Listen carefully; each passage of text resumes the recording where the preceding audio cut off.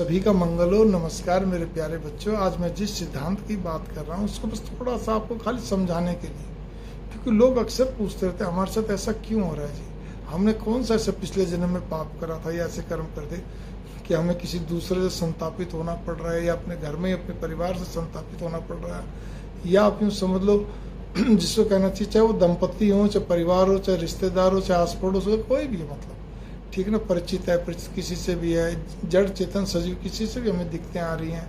ठीक है, कभी कभी आप इस चीज़ पे गौर करके चलिए, जानवर भी जो होता है, क्योंकि सजीव में तो ये भी आखिर चेतन तो पेड़ पौधे हो गए, जड़ में तो मकान वगैरह जड़ से, लेकिन विशेष तौर पे प्राणी जगत और मानव जगत, तो वैसे तो सजीव में आ जाते हैं सारे। अभी आपने खबर पड़ी होगी कि कुत्ते ने अपने मालिक को मार दिया, आप इस मतलब उसको इतना बुरी तरह घायल कर दिया, काट लिया, वो मर गया। एनीवे, उसी का कुत्ता था। इसी प्रकार से सबसे बड़ी बात यहाँ पे आती है, कई बार कुछ भी हरकत घर के अंदर हो जाती है, किसी बच्चे के द्वारा या किसी के द्वारा, मतलब अपने घर में भी कोई अनहोनी हो जाए, मिसहैपनिंग हो जाए, कोई कैजुअलिटी हो जाए, और कोई हैंडीकैप्ट हो जाए, कुछ भी तरह का हादसा त्रासदी कुछ हो जाए, तो ऐसा क्यों? तो पॉजिटिव भी हो सकता है, नेगेटिव भी हो सकता है। तो नेगेटिव ज़्यादातर लोग उस चीज़ को याद रखते हैं, तो ऐसा क्यों? हमें क्यों अपनों से दुख मिलता है, क्यों संताप मिलता है, क्यों हमें दिक्कतें आती है, क्यों हमारे लिए बड़ी विशेष अवस्था। कई बार ये सब बहुत सारी बातें, हर बात का जवाब ये है कि आपके सारा खेल आपके पूर्व जन्म के हिसाब से, और एक नहीं कई जन्मों से वो चीज़ ठीक उसी तरह चली आती है। जैसे आप पोस्ट ऑफिस में क्या कहते हैं, आप बैंकों में पैसा रखते हैं तो उसका ब्याज बढ़ता चलता है। अगर संसार से आपका मान लो कुछ आप छोड़ भी देते हैं तो आपके बच्चों को ब्याज जब वो लेने जाएंगे तो उस दिन तक का आपको ब्याज मिलेगा। ठीक है ना, ये नहीं कि नहीं मिलेगा। आपने मान लीजिए 6 महीने तक बच्चों को नहीं सुध रही, 6 महीने बाद गए लेने के लिए, ठीक है ना, तो आपको 6 महीने का भी ब्याज लग के मिलेगा। तो भावना मेरी यहाँ पर ये आती है, वो चीज़ तो बिल्कुल बैंक के ब्याज की तरह आपके साथ जो भी आपके पॉजिटिव नेगेटिव जो भी कर्म होते हैं वो आपको उसी के साथ जुड़ते चलते और आपके साथ होते हैं। उसी का अनुरूप पूर्व जन्म में जिस चीज़ में आपकी बहुत ज़्यादा आपकी मतलब अटैचमेंट थी किसी भी जड़ चेतन सजीव से, वो चीज़ भी आपको इस जन्म में आपको मिलेगी। वो अलग बात हो कौन से जन्म में थी और इस जन्म में उसका आपको मिल रहा है। तो कई बार हमारे को मालूम भी नहीं पड़ता, unexpected, all of sudden unexpected result मिलते हैं, मतलब अचानक ही वो अच्छा बुरा पॉजिटिव नेगेटिव कुछ भी हो सकता है। हम बड़े भौचक्के से रहते हैं, ऐसा कैसे हुआ। अगर खुशी की बात हो तो भी बड़ी हैरानी होती है, और नहीं भी खुशी का तो भी बड़ी हैरानी होती है। तो सब चीज़ पूर्व नियोजित होती है, हमारे कर्मों के हिसाब से होती है।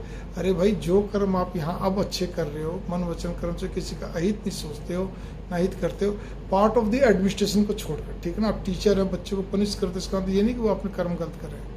आप जज हैं, आप एडमिनिस्ट्रेशन हैं, आपका कहते हैं व्यापारी है, कुछ भी है, ठीक है ना, आप एक अफसर हैं, आप अपने नीचे किसी व्यक्ति को आपके किसी प्रकार का भी आप उसके मतलब उसको कुछ भी आप पनिश करते हैं, या पनिश का मतलब आप कुछ भी उसके क्या कहते हैं कोई भी एक्सप्लेनेशन लेते हैं, कुछ भी लेते हैं, तो फिर क्या है, उसमें आपको कोई पाप नहीं लगना। लेकिन अगर उसमें भी मेलाफाइड इंटेंशन, बदनीयती से अगर कुछ करते हैं तो वो पाप आपको और आपके परिवार को भुगतना पड़ेगा। लेकिन वो इकट्ठा होकर कब आपको फल देगा, मेरा जो अनुभव रहा है कि लगभग 2/3 फल तो उसको इसी जन्म में मिल जाता है, जिस जन्म में वो जीवित रहता है। उसके सामने उससे नहीं मिलेगा तो उसके बच्चों से मिलेगा, मतलब वो संतापित इतना हो जाएगा जो औकात नहीं है। और कुछ रह भी जाता है तो फिर वो अगले जन्म में जुड़ता है। ये बात भी सही है कि ना पिछला किसी ने देखा ना अगला कोई देखेगा।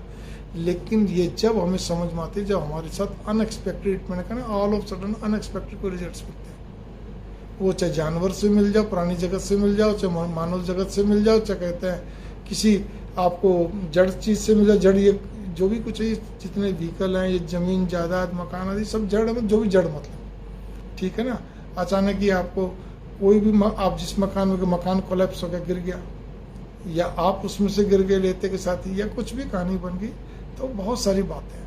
मतलब ऐसी बातें जिनको मैं उदाहरण भी क्या दूँ, इतने उदाहरण, इतने सब कुछ है और बहुत सारी है। तो आप इतना समझो, हमें मेहनत तो करनी पड़ेगी, आप कर भी रहे हैं, आपकी लगन से सब कुछ है, इसमें कोई शक नहीं है।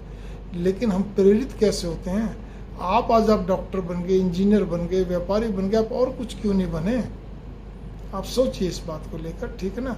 हमारे परिवार के अंदर हमने जिस वंश में जन्म लिया है, जिस माँ बाप से के पेट से हमने जन्म लिया, माता के पेट से, हमारे साथ जो बहन भाई बने हैं, हमारे क्या कहते हैं रिश्ते नाते, सब मित्र यार अपरिचित परिचित, वो कैसे बने आस पड़ोस आदि, वो सब पूर्व जन्म के हिसाब से इकट्ठे होते हैं सबसे।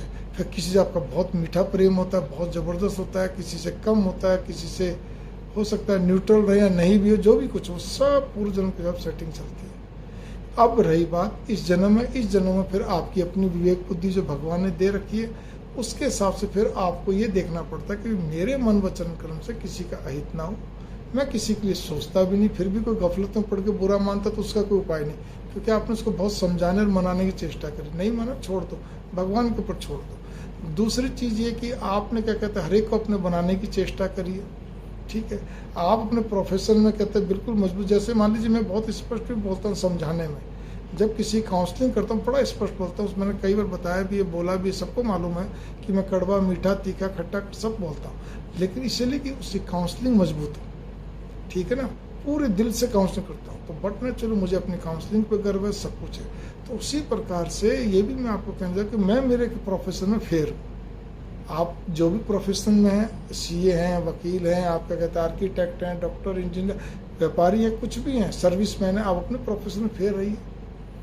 ये भी वही चीज़ आती है कि मन वचन कर्म से कुछ गलत नहीं कर रहे हैं आप, ठीक है ना। तो ये सारी चीज़ें, तो बस मैं इतना ही कहूँगा, इसमें में ये एक चीज़ समझ लीजिए कि हमें भगवान पे आस्था रखते हुए, अपने स्वयं पर विश्वास रखते हुए अपना कर्म करते चलो, ठीक है। वो श्रीमद् भगवद गीता में कहा ना, घनी फल की आशा रखते उन्हीं पर छोड़ दो, भगवान आपको ही करना जो भी कुछ, अब जो हो रहा है हो रहा है। अब कोई किसने पिछला देखा, किसने अगला देखा, लेकिन ठीक है, अब इस जन्म में तो हम अच्छे से अच्छा रखें, अच्छे से अच्छा करें, जो होगा वो आपकी कृपा से सही होगा, अच्छा होगा। मंगल कामना।